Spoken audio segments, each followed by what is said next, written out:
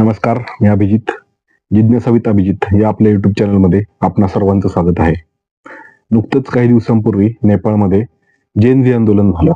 या आंदोलनाच्या पार्श्वभूमीवर आपण आज नेपाळचा आधुनिक इतिहास, भारत-नेपाळ संबंध आणि या जेन-झी आंदोलनाविषयी जाणून घेणार आहोत. आधुनिक नेपाळचा इतिहास सुरू होतो 1768 मध्ये, जेव्हा पृथ्वीनारायण शाह नावाच्या शाह घराण्यातील गोरखा राजाने नेपाळचं एकत्रीकरण केलं. नेपाळचं एकत्रीकरण केल्यानंतर 1814 ते 1816 या दरम्यान पहिलं अँग्लो नेपाळ युद्ध झालं. हे युद्ध ब्रिटिश भारत आणि नेपाळ यांच्या दरम्यान लढलं गेलं. हे युद्ध ब्रिटिशांनी जिंकलं आणि या युद्ध समाप्तीचा जो सुगोली करार झाला, या सुगोली करारानुसार सिक्कीम आणि कुमाऊ, गढवाल, दार्जिलिंग हे भाग नेपाळपासून ब्रिटिश भारताला मिळाले. हे आपल्या भारताच्या इतिहासासाठी सुद्धा महत्वाचं आहे, कारण या सुगोली करारानुसार सिक्कीम हा भाग ब्रिटिश भारताला जोडण्यात आला. त्यानंतर 1846 मध्ये जंग बहादूर राणा नावाचा एक लष्करी अधिकारी होता. तर या लष्करी अधिकाऱ्याने बंड केलं, उठाव केला आणि इतर सरदारांना नामोहरम करून, निष्प्रभ करून त्याने पंतप्रधान पद हस्तगत केलं. आणि तिथून पुढं राजे जे होते शाह घराण्यातील गोरखा राजे, तर ते नाममात्र राजे राहिले आणि तिथून पुढं राणा घराण्याची पंतप्रधानपदी सत्ता प्रस्थापित झाली आणि हे कार्यकारी प्रमुख म्हणून काम पाहू लागले. तिथून पुढे जवळपास 100 वर्ष या राणा घराण्याने सत्ता गाजवली. 1950च्या दरम्यान 1947 मध्ये भारताला स्वातंत्र्य मिळाल्यानंतर त्याचा परिणाम नेपाळमध्येही झाला आणि नेपाळमध्ये नेपाळ काँग्रेसची स्थापना झाली. नेपाळ काँग्रेसच्या माध्यमातून तिथं राजेशाहीच्या विरुद्ध लोकशाहीसाठीचं आंदोलन सुरू झालं.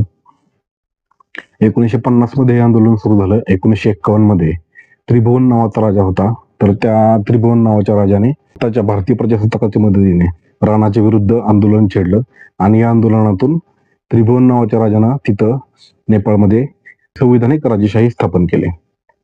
संविधानिक राजेशाहीच्या पहिल्या निवडणुका 1959 मध्ये होणार होत्या, परंतु राजा महेंद्र याने ही संविधानिक राजेशाही बरखास्त केली आणि पंचायत राज नावाची राज्यव्यवस्था सुरू केली. पंचायत राज नावाची राज्यव्यवस्था भारतातील पंचायत राजाशी नामसाधर्म्य असलं तरी पूर्णतः वेगळ्या प्रकारची होती आणि ती पूर्णतः राजेशाही पद्धतीची राजवट होती. ही पद्धत साधारण 1960 पासून ते 1990 पर्यंत 30 वर्षापर्यंत चालली. 1990 मध्ये परत एकदा जन आंदोलन झालं आणि लोकशाहीसाठीची मागणी मूळ धरू लागली. 1990 मध्ये परत एकदा राजा बिरेंद्र याने परत एकदा घटनात्मक राजेशाही स्थापन केली आणि लोकशाहीच्या दिशेनं प्रवास सुरू झाला.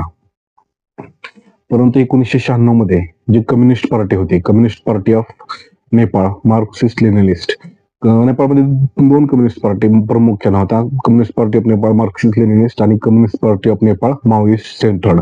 तर ही जी माओइस्ट सेंटर्ड कम्युनिस्ट पार्टी होती याने सशस्त्र संघर्ष सुरू केला 1996 मध्ये आणि अंतर्गत यादवी युद्ध नेपाळमध्ये जवळपास 10 वर्ष सुरू होतं, 1996 ते 2006 पर्यंत.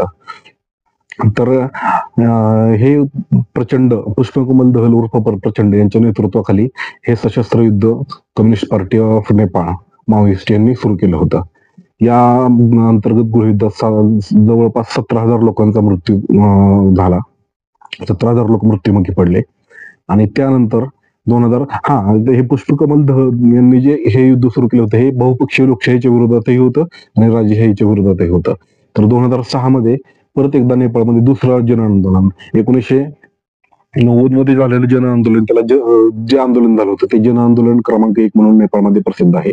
आणि 2006 मध्ये जे दुसरं आंदोलन सुरू झालं जन आंदोलन, ते जन आंदोलन 2 म्हणून प्रसिद्ध आहे.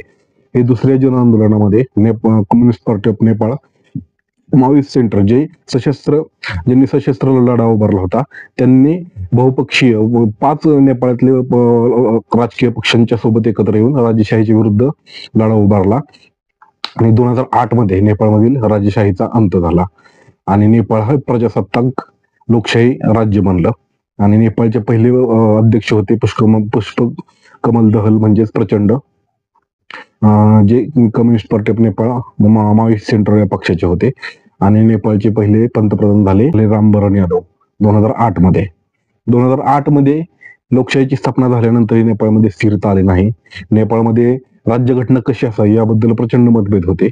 2008 मध्ये जी राज्यघटना अंमलात येऊ शकली नाही म्हणून परत एकदा राज्यघटना निर्मितीचे प्रयत्न सुरू झाले आणि 2015 मध्ये राज्यघटना अस्तित्वात आली.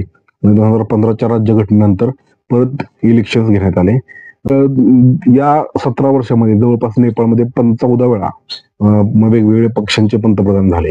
तेव्हा नेपाळमध्ये राजकीय स्थैर्य कुठलंही एवढ्या वर्षामध्ये अस्तित्वात नव्हतं. आता अलीकडे जे पंतप्रधान होते KP ओली शर्मा हे communist party of Nepal Marxist Leninist या पक्षाचे होते. तर भारत नेपाळ संबंधांबद्दल आपण माहिती घेऊया. भारत नेपाळ संबंध तर तसं बघायला गेलं तर सांस्कृतिक आणि धार्मिक दृष्ट्या भारत आणि नेपाळ हे खूप पूर्वीपासूनचे एकमेकांच्या जवळचे भागीदार होते. सांस्कृतिक आणि धार्मिक दृष्ट्या नेपाळमध्ये पशुपतीनाथाचं एक मंदिर आहे हिंदू धर्मियांसाठीचं. तसंच गौतम बुद्धांचा जन्मही नेपाळमध्ये लुंबिनी येथे झाला होता.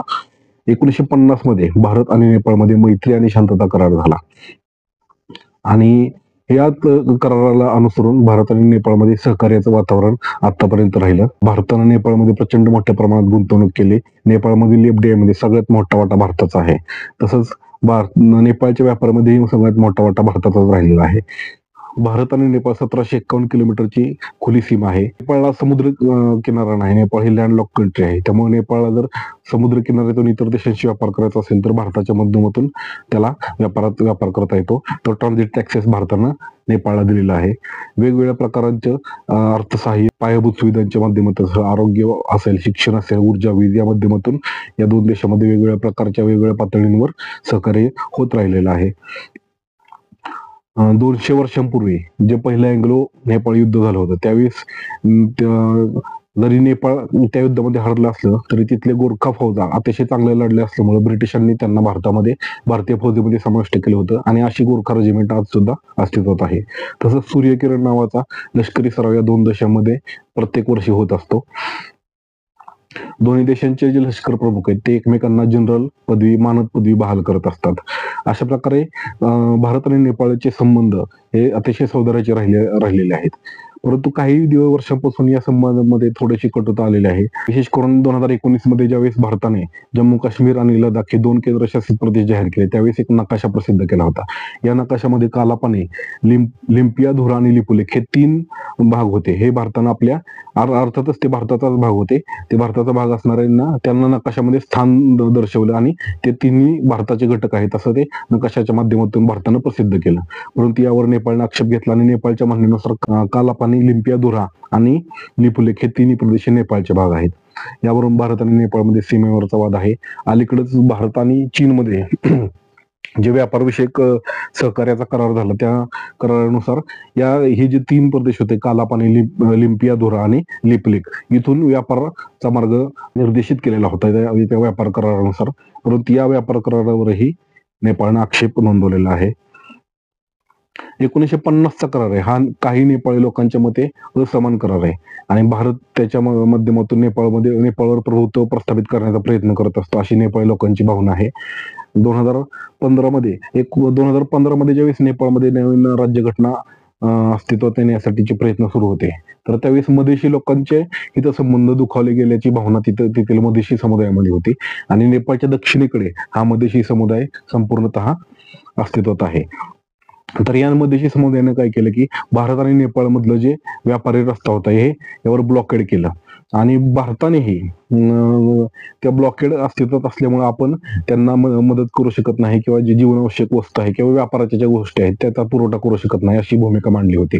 आणि काही नेपाळ माझे घटक आहेत त्यांच्या म्हणण्यानुसार भारताने ही जाणीवपूर्वक केलेली अडवणूक होती आणि यामुळे ही भारत आणि नेपाळमध्ये थोडीशी कटुता आली होती 2015 मध्ये आणि त्याचे परिणाम नेपाळ चीनच्या जवळ जाण्यामध्ये झाला.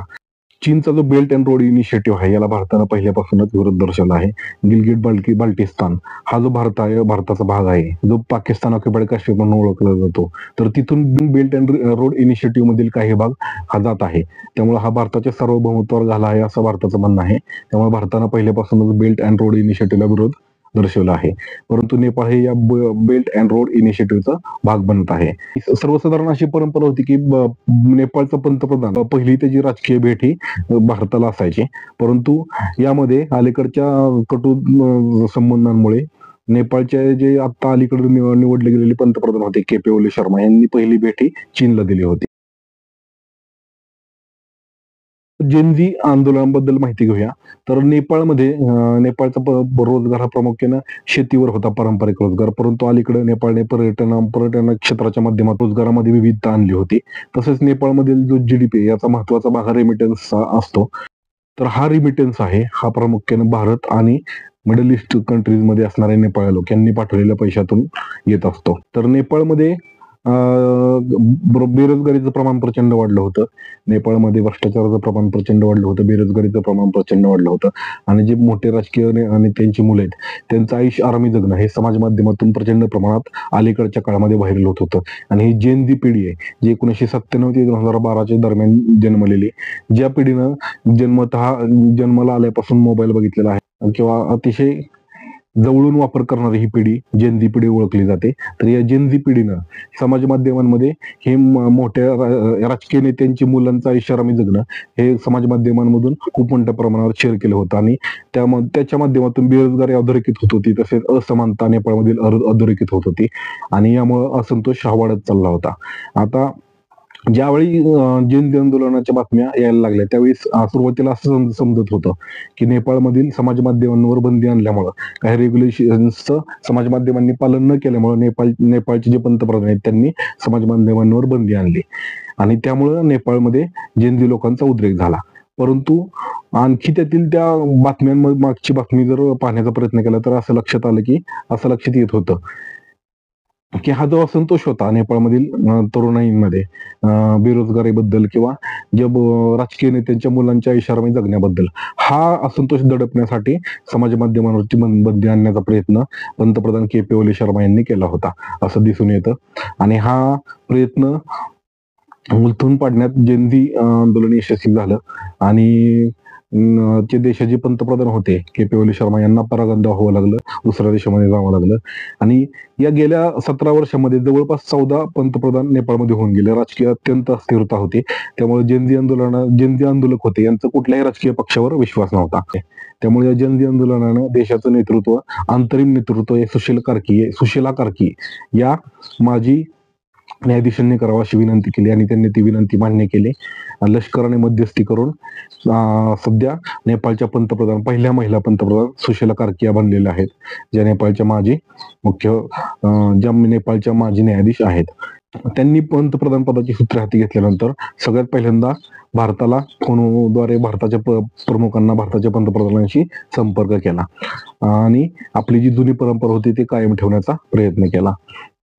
त्यानंतर सुशीला कार्की यांनी एक मीडियामध्ये स्टेटमेंट दिलं आणि त्यानुसार मार्च 2026 मध्ये नेपाळमध्ये निवडणुका होतील आणि नियमित शासन व्यवस्था अस्तित्वात येईल. अशा प्रकारे आपण आज नेपाळमधील आधुनिक नेपाळचा इतिहास, भारत नेपाळ संबंध आणि जेनझी आंदोलन यांच्याबद्दल माहिती घेण्याचा प्रयत्न केला. आपण भेटूया परत एकदा अशाच एका विषयावर. तोपर्यंत धन्यवाद. आपल्या व्हिडिओला लाईक करा, आपल्या चॅनलला सबस्क्राईब करा आणि आपली मतं आम्हाला कमेंट्सच्या द्वारे जरूर कळवा. धन्यवाद.